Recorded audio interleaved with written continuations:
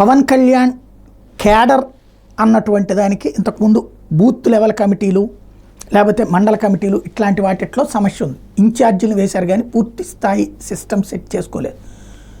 సరే, అధికారంలోకి వచ్చినప్పుడు చేయడం అన్నటువంటిది ఇప్పుడు ముఖ్యం.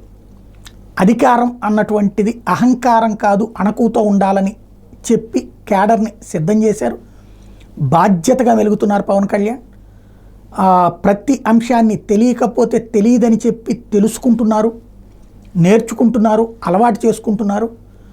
అలాగే నాయకుడు ఎలా ఉండాలో చూపెడుతున్నారు.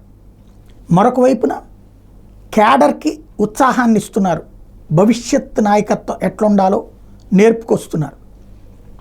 ఈ నేపథ్యంలో ఇక ఆ క్యాడర్కి ఏదైతే 500 మందికి ప్రతి నియోజకవర్గ స్థాయిలో 10 లక్షల రూపాయల లాంటి పథకాలు ఇంతకుముందు చెప్పున్నారో అట్లాంటివి అమలు చేయడంతో పాటుగా క్యాడర్ని రాజకీయంగా సెటరేట్ చేయడం అంటే నామినేటెడ్ పోస్టులు ఇవన్నిటి కూడా వెయిట్ చేస్తారు. అది ఒక్క రోజులో అయిపోయేది కాదు. ఇక సిస్టంలోకి వాళ్ళందరినీ ఎవాల్వ్ చేసుకోవడం అన్నటువంటిది ముఖ్యం. ఎలా చేస్తారన్నది ఎదురు చూస్తున్నారు.